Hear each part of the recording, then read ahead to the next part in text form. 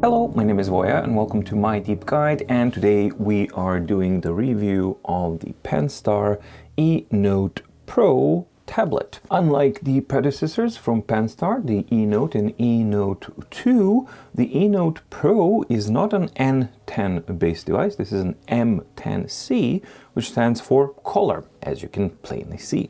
But that's not the only change on this device, because it now has color, front light, and it also has touch. It's lost some of its buttons, it's gained some of the tougher to see EMR buttons actually. It's even gained a little camera here, very nicely implemented on the side.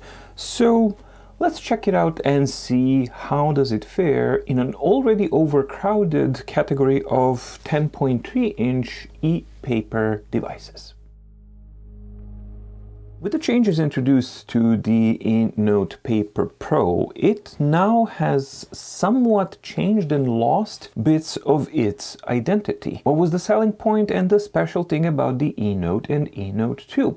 Lack of touch and gaining a ton of buttons, and the whole reasoning behind losing the touch layer was to offer as bright as possible of a display performance and no front light either. So it was like full-on dedication. That's what made the device unique. We no longer have that. Now it has all of the bells and the whistles of all of the competitors, and it's also priced as the competitors are as well. So that means that Penstar now has to directly compete with the likes of the Books Note Air 5C, 4C, and Remarkable Paper Pro, and the upcoming Kindle Scribe Colorsoft. Let's start with the design and the build quality. I've already covered this in detail in my first look video, so if you haven't seen it, go check that out, because I'm not going to be repeating myself too much.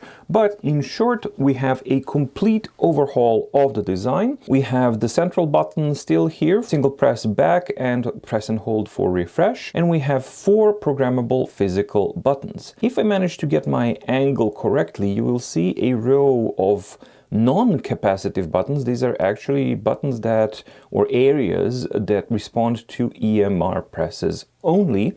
And out of all of these buttons, you have like notebook, gallery, microphone, recordings, all that kind of stuff. So there's a huge array of them, but only the ones marked as the Roman numerals 1, 2, and 3, only those are programmable. The difference between the physical buttons and the non-physical buttons is what functionality you can assign to the assignable ones. So the physical buttons basically relate to device operations, such as undo, redo, multitask switcher, etc., etc. While the 3 buttons that you have here are more related directly to the apps that you can have on this device. Speaking of apps, this is an Android 14 device, so that's good, but what's not good is that it's not Google Play certified, so you do not have a Google Play Store, which is quite a significant negative point. It doesn't mean that you can't install any custom apps. You can, but you need to go through fairly shady and completely insecure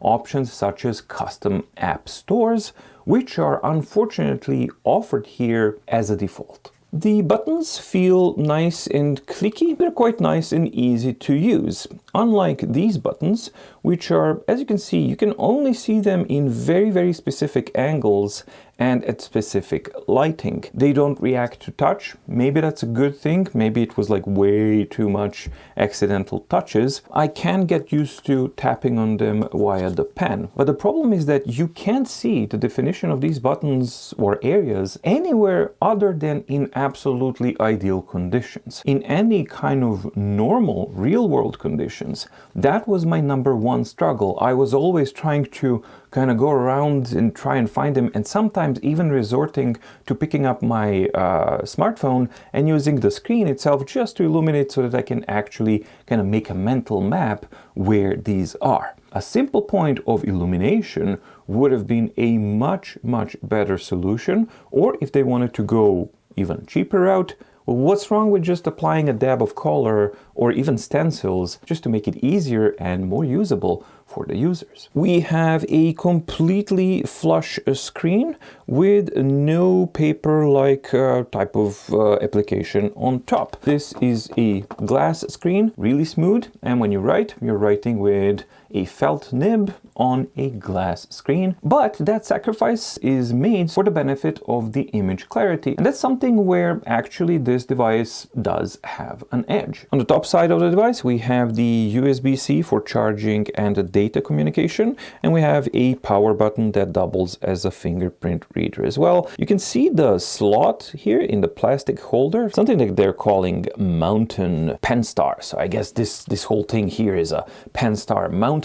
This is a plastic add-on here that serves as a holder for the pen. So you have a physical slot, and into it you slip the pen on via the plastic holder, lapel holder here. At first I had some issues of basically just trying to just get it out. Thankfully I didn't go too far, but after a while I did get used to it. The problem with that would be that then I see the potential of this plastic thing maybe breaking at some point in the future, or if you're using this device for, I don't know, 3-4 years, that's a fairly high likelihood of it, happening. The second problem that I do have with this is that you are stuck with this pen, with this device, for two reasons. Number one reason is that it's still using the 8196 levels of pressure sensitivity type of EMR pen. It has 3 programmable buttons and an eraser on the back, but that means that you cannot use the regular 4096 EMR pens as replacements if you don't like this pen. And this is a fairly cheap pen, so it's very plasticky, very hollowy,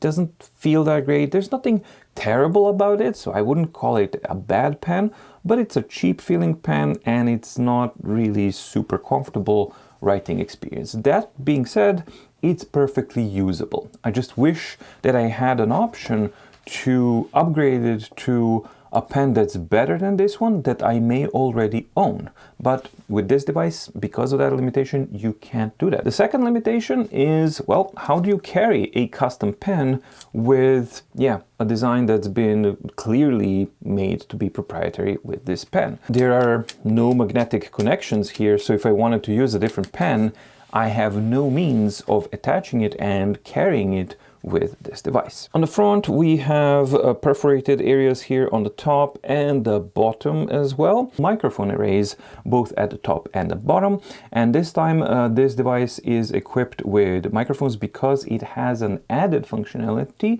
which I will talk about a little bit later on, and that is AI integration as well in this one, so that it can transcribe your recorded meeting minutes or things like that. On the bottom we have, I believe this is a speaker, and on the other side we do have the slots for the half cover that gets slotted in here. The back is covered in this faux leather kind of feel thing, which is very nice, very pleasant to the touch, and it is not slippery at all. And we do have the addition of a back camera, which is there for taking photos, or I guess the idea is to take photos of documents and then use it as a scanner. The only problem is that the camera app that's included and installed here doesn't really have any of the functionalities to automatically take advantage of you taking a photograph of a document and then offering automatic OCR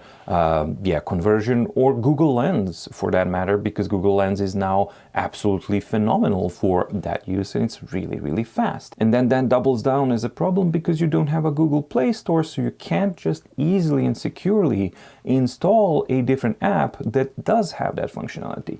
So yeah, it has a camera, but the functionality and the purpose of that camera really baffles me. That being said, I am a really big fan of integrating these things seamlessly into the design. So the camera doesn't really protrude at all, you do not have a camera bump, and when you set the device flat on the desk, it doesn't wobble around because of a stupid camera bump. Overall, as a design, it feels like a mishmash and as if no idea was rejected and that a lot of work went into trying to incorporate everything that was thrown as an idea and functionality and what might the device actually have onto the blackboard. It looks like it's trying too much and it's trying to be a jack of all trades when it really clearly isn't, and despite it having a significantly more powerful insides. Unfortunately, that doesn't really mean much because what's driving all of this is the Penstar OS, which has had no overhauls,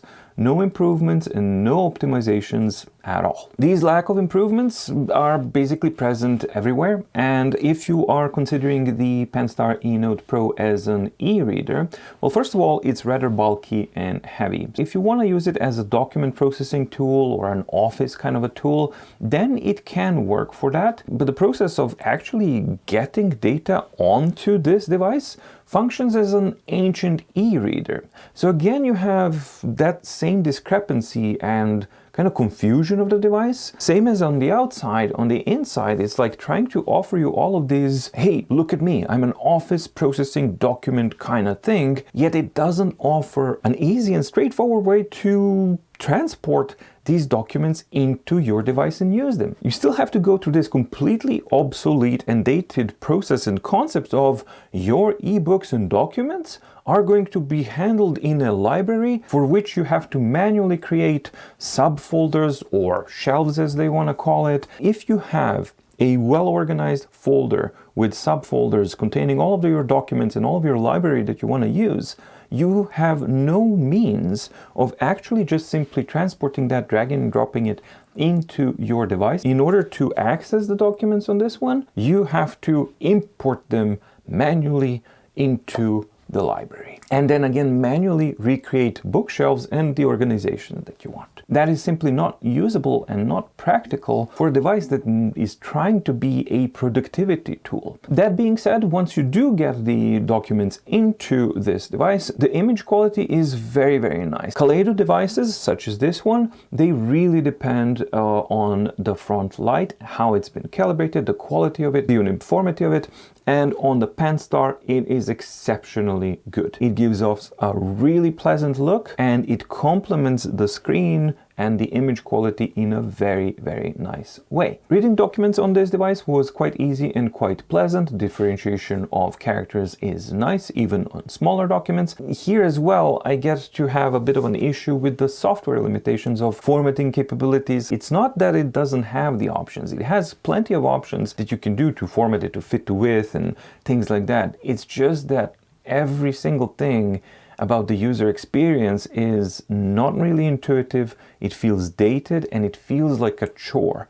There's not a single function in the Penstar OS that I've experienced and used over the past month that felt natural and effortless. Nowhere. And that includes the reader as well. So yes, you do have a lot of functionalities to go along with this wonderful front light and really good image quality, but the user experience is hindered somewhat with the limitations and datedness of the logic of the Penstar OS. Notebook experience remains exactly the same as it was on the eNote 1 and the eNote 2. We don't really have any major overhauls, but the same story carries over from the reader and from the OS carries directly over into the notebook experience, meaning that it's a hassle to use anything more advanced than the basics of just writing. An addition that you need to keep in mind though is that because it's a color device, now you can choose for the color of your brushes from a nice palette. Writing experience though was always the Achilles heel of the eNote and the eNote 2. The responsiveness of the brushes and the calibration to the pressure sensitivity was always the problem on the previous two,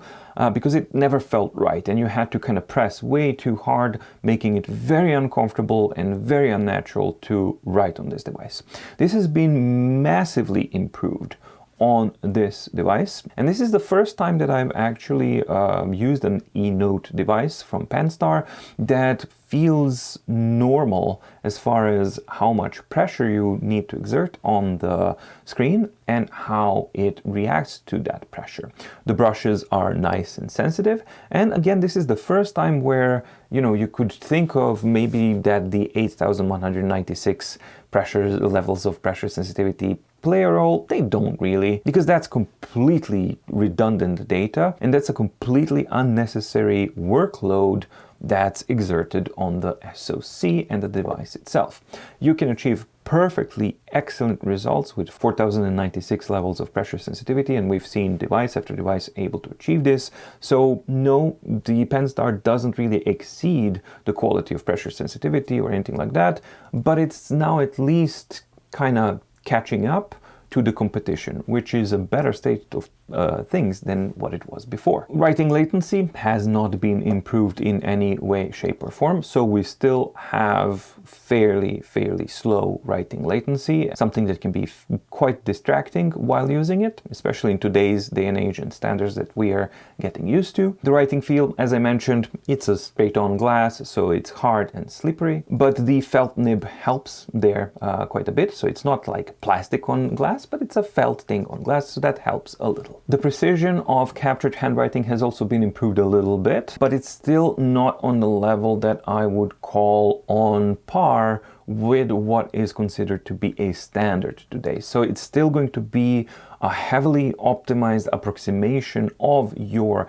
handwriting, meaning that it's not capturing the fine nuances and the characteristics of your handwriting, and that sometimes when you go back to your notes and you try to read them, you may not recognize what you wrote down because it's changing things quite a bit. So all of these things combined make the writing experience and the eNote Pro a usable e-notebook device, but nothing more than that. So yes, you can use it, you won't have too much fun using it, but it can get you through the tasks of writing things. One of the big important marketing things that's been kind of, attached to this device is the addition of AI and audio recording and merging the two together.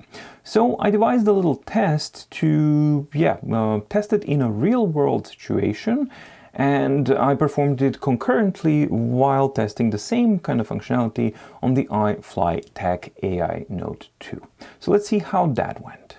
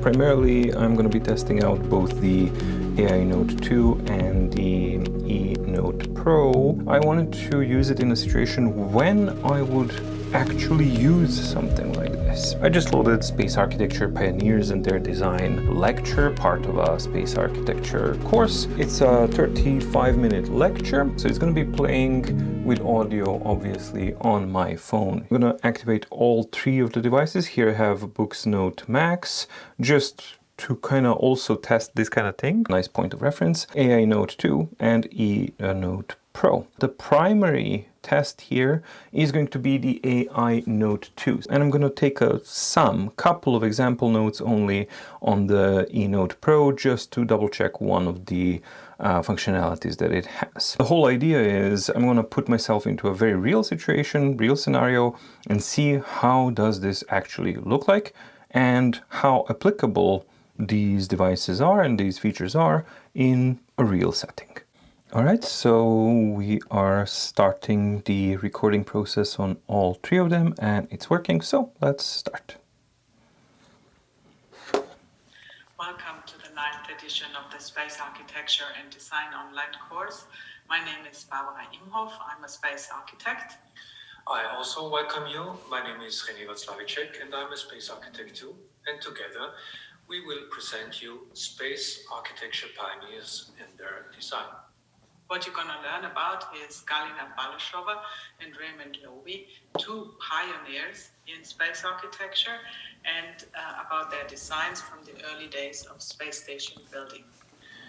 As a learning outcome, you will know about the involvement of architects and designers in the development of early space stations. First, we make you familiar with the early Soviet space program, since the Russians were the first to build space stations. In parallel, we show you the involvement of architect Galina Balashova, who may be considered as the first space architect.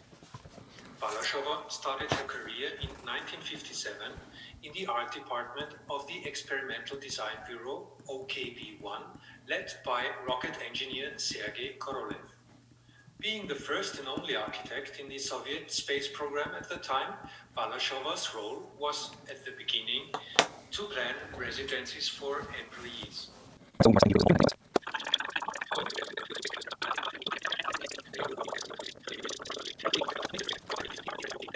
This picture displays the operating setup with 5 main components from right to left. The workshop module inside the modified propellant tank. By fixing the thighs between the brackets of the fixture, astronauts could use their legs to keep their position at the table, as you see in this picture, taken at the Smithsonian's National Air and Space Museum.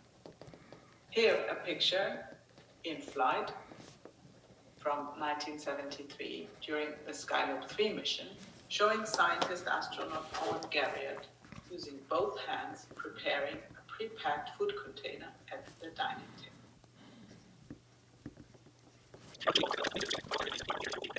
Well, that was certainly crap.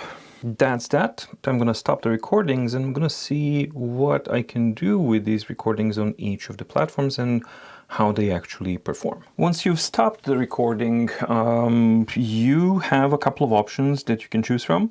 So one of the options is minutes. And if you go to minutes, it will take some time, the initial time, for the AI model to generate all of this, which means that it's going to send the data, generate it, and give you the data back. And then you have the full-on kind of, generation of minutes that it thinks. Like with any AI model, use of AI models, you absolutely have to triple check this information and treat it as if it is a complete hallucination. At any point, it can hallucinate and completely invent things to gaslight the crap out of you, because that's what all of commercially available LLM models, so-called AI, which is not any form of intelligence, they are doing that because of their training, because they're trying to please you as a user. And they think that by sounding expert and gaslighting you, that you're going to be very, very pleased. So you have to double check that. In this case, it's mostly okay, but I haven't really had time to go through the whole thing. But I know that from some of the examples, I'm going to show you a very basic example here. What what it thinks that the minutes of the document or the interaction are. So here's a silly little thing that I recorded previously. Go through all of this so that I can maybe do a basic transcription that you can currently do for free on so many other devices, platforms, and everything, and it requires all of this stuff so that we can do that. Yes, that is correct. I am a different speaker. No, I am not. I guess I'm not. How about from here? Yes. Now you detect that I am the other speaker. Interesting. But I still don't like this functionality. Neither do I. I am the third speaker from way afar. Right, so that's the silliness that was recorded. And if you go to minutes now, you're going to see the example of complete hallucination and inventions. Main topics: overview of transcription process, discussed the current methods and techniques available for transcription, highlighted that basic transcription services can be accessed for free on various devices and platforms, reviewed the features and functionalities of available transcription software, and that they've identified gaps in the current tools compared to desired outcomes. Discuss the need for enhancements in the transcription process to make it more effective and user-friendly. When did that happen? Consider integration of advanced technologies to streamline the transcription workflow. You're full-on in Alice in Wonderland now. Agreed to compile a list of the most efficient transcription tools available. Really now. Decided to investigate potential partnerships with tech providers for better solutions. I mean, this dude is full on DMT journeying somewhere. And yeah, action items: to research and document diverse transcription tools and their features by that date, to set up follow-up meetings to discuss findings and next steps on, and to draft proposal for potential tech partnerships and present in the next meeting. I mean, come on. Back to the big one here. I should be able to go to, can I tap and select these and basically navigate what's been recorded in some way? Because right now I can't really find an option how I can maybe quickly navigate through what has been recorded and make use and a link between the handwriting. Oh, there we go. Sorry. Tap handwriting to play that audio. Edit disabled. There we go. So there we go. Tap handwriting. I am tapping the handwriting, but it's not playing anything. I guess I'm missing something, but and it says edit is disabled. All right, so in editing, this is what this looks like, and it's just all bunched up as one completely unformatted wall of text, and it's very, very difficult to scroll.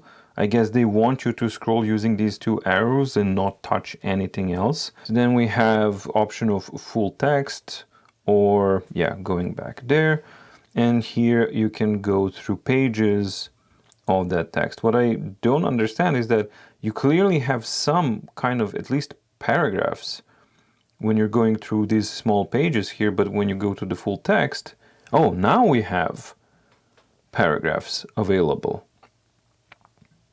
But when you get to an edit, then you just get a completely unformatted wall of text, just to make it that much harder to edit, which is when you really need that formatting as well. All right, so we have continue the recording, and I can't really get tap the handwriting to play that audio. Maybe tap with the pen? Quarters are also encrypted Yes, to the laptop in a webinar. that's what they meant. Tap with the pen. Paper MacBooks had an integrated portable optical device system, including But the text here and heating the water. In the background is the portable doesn't really. So yeah, that works, but the text does not actually follow where we are. So let's see if you have any kind of indication of where you are in the text when playing.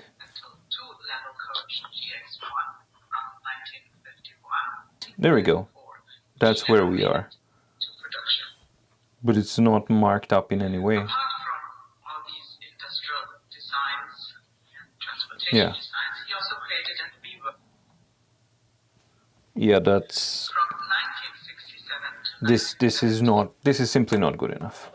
I would not be able to use these features for anything real.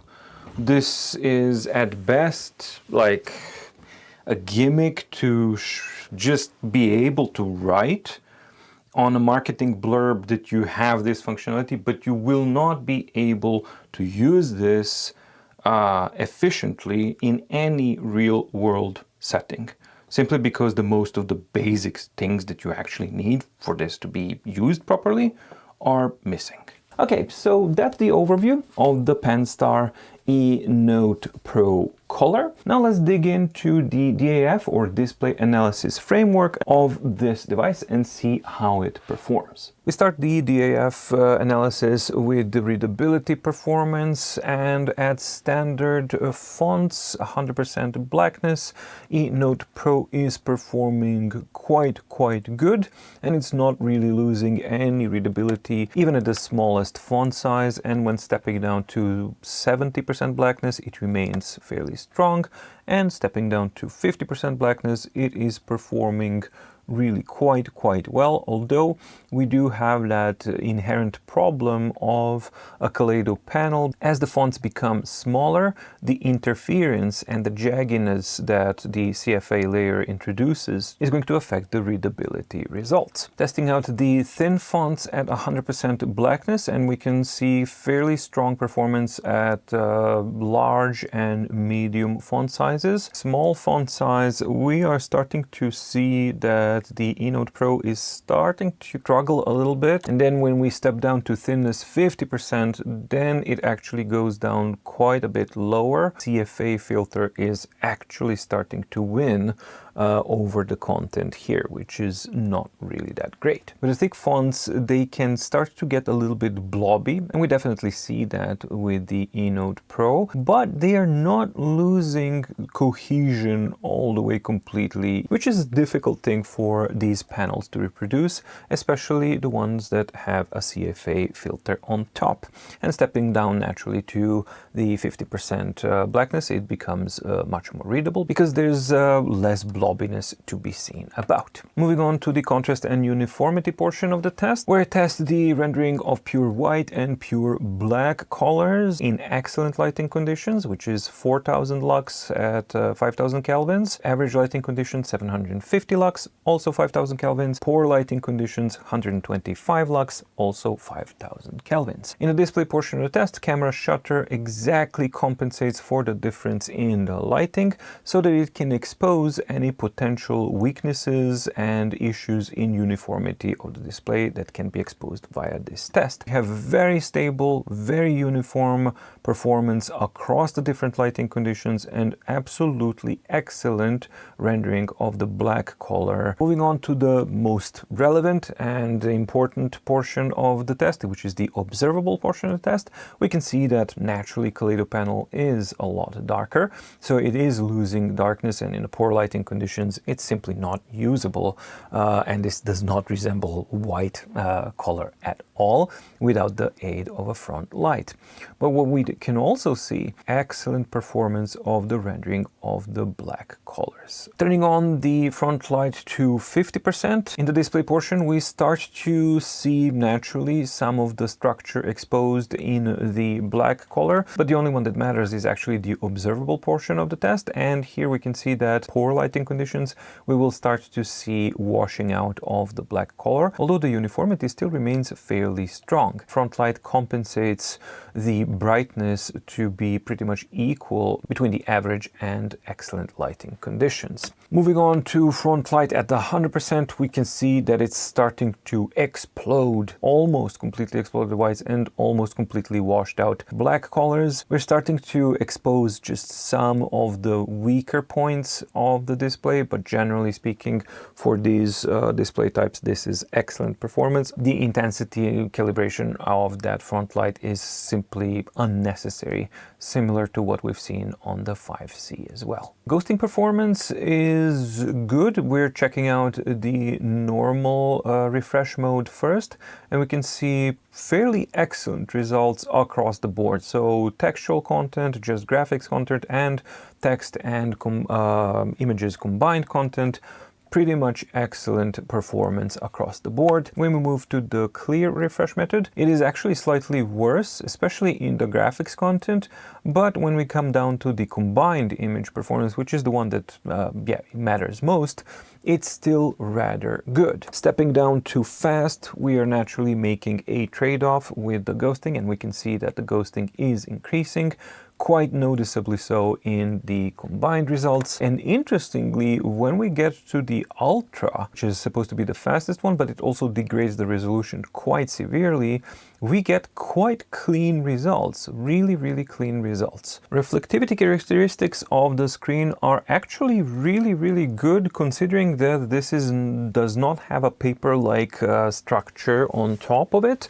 So they do have a proper anti-glare treatment of the screen, which can clearly be seen in how the reflection sharpness is being handled. And we don't see any kind of sharp lines of reflection here at all. On the contrary, it's lovely diffused, and it just falls off. It has a nice natural wide fall off to the sides, and the intensity is not really that overpowering. So surprisingly, reflectivity performance of the screen surface on the eNote Pro is quite good. When checking out the front light, we can see that it's actually almost a perfectly linear curve when we're checking out the intensity. And that's a very unusual thing to see. Normally, these are calibrated in a logarithmic fashion to allow for a lot more granular precision at lower levels.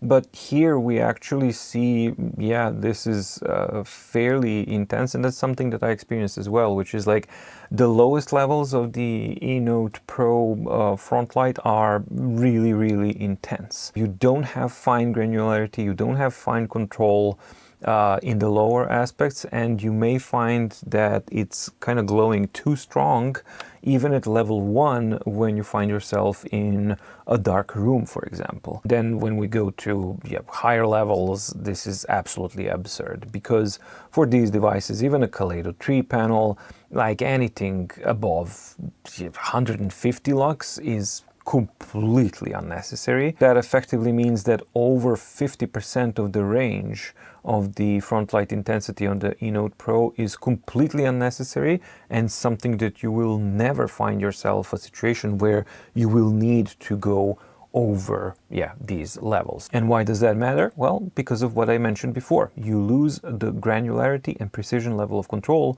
for the range that is actually usable in the real world. Surface to screen distance on eNote Pro is exactly what you would expect it to be at 1.0 millimeters, which is totally normal for a front lit device. So completely average. Surface roughness measures out at around 0.575, which is low, but it's actually not that bad for a device that does not have any kind of paper-like film applied on top of it. And when we're talking about like just pure glass, that's AG glass, then that's an actually good result. And we can see a fairly good profile curve here on this device. So clearly, Penstar has improved upon the glassy design, and this is part of the reason why the reflectivity is also improved.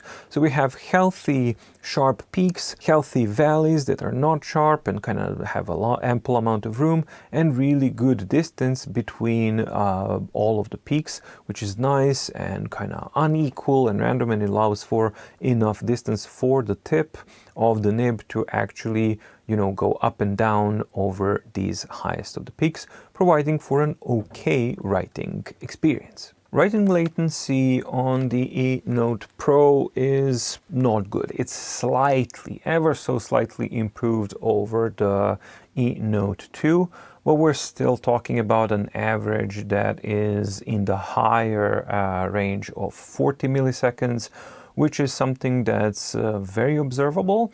and quite dated type of a performance in 2025 or end of 2025, where we're seeing frequently sub 20 millisecond writing latency as a standard type of a performance. Refresh time speed, refreshing from a page that has content onto a blank page and waiting until it resolves fully, looks like this in all of the refresh modes. So normal refresh mode, we have 483.82 milliseconds, so quite slow, which becomes even slower in clear mode, 615.2. But when you combine the results of the ghosting performance, then the clear mode doesn't really make that much sense because it's slower and dirtier than the normal refresh mode. And that actually reflects my real world experience as well when I was using this device. Fast increases down to 300.3 milliseconds, and the ultra further down still at 260.68 milliseconds. And now let's check out the DAF results in general and see how the eNote Pro compares to other devices. And in this case, I'm comparing it to the Book's Note Air 5C, so another Kaleido 3 front-lit color e-ink device that's a contemporary and that just came out. And I'm comparing it to the Penstar eNote 2, its predecessor, just to see how it compares to its previous generation of devices. And we can clearly see that moving away from the Snow White or White Snow or whatever the name of the display was on the eNote 2, we have quite a lower performance in almost across the board. The only place where the Pro Color is performing better than both the Book's Note Air 5C and the eNote 2 is in the thick fonts. But everywhere else, especially in thin fonts, it's underperforming when compared to the eNote 2, which is to be expected. Kaleido 3 panels will underperform, but as you can see when comparing to the Book's Note Air 5C, it shouldn't be going that far low, and yeah, that's something that we've seen happen there, kind of losing cohesion. So the overall score is that the readability of the eNote Pro Color is actually the worst of these three. Moving on to contrast and uniformity, and we can see a mixed kind of a trend here. So let's focus on the Penstar and the Book's Note Air 5C. Overall, they are performing fairly similarly, with the eNote Pro outperforming the 5C ever so slightly by 1 point. None of the Kaleido panels can actually measure up to monochromatic panels, simply because they are way too dark, and the contrast is not going to be anywhere close to what you can see on a monochromatic panel. So naturally the Penstar eNote 2 is going to outperform these considerably, especially in the observable visual score, as we can see that it actually dominates them. It performs almost twice as good. But what's very interesting to see is that the observable performance of the eNote Pro Color is almost exactly the same as the Note Air 5C, which means that they are using a fairly similar panel, although we can see better consistency results, not by much, in the eNote Pro than when compared to the Note Air 5C. Color accuracy is not surprising to me at all, because this is something that I also commented on, that it just renders colors in a nicer way and it displays them better. And this is something that's a very measurable difference between the Note Air 5C and the eNote Pro Color. And the difference is actually across the whole gamut. So both red, green, and blue, they're all rendering better, resulting in an overall better color accuracy representation than the Note Air 5C. Reflectivity, as I commented, was also really good on this device, and as we can see, it's like almost exactly the same as the eNote 2. The only difference being that it has slightly worse intensity performance than the eNote 2, but we can also see that it has a better diffusion of reflections, not by much, but slightly, than the Note Air 5C. Ghosting performance is also really, really good across the board, and it's quite surprising to see that it's actually outperforming the Note Air 5C, which is also an excellent performer. This is a further confirmation of where the strong points are for the eNote Pro, and that is basically the image quality. Surface roughness, well, as expected, it's not going to be a match to the Note Air 5C because it doesn't have that paper-like film on top, but it's not as if it's like all behind by a lot.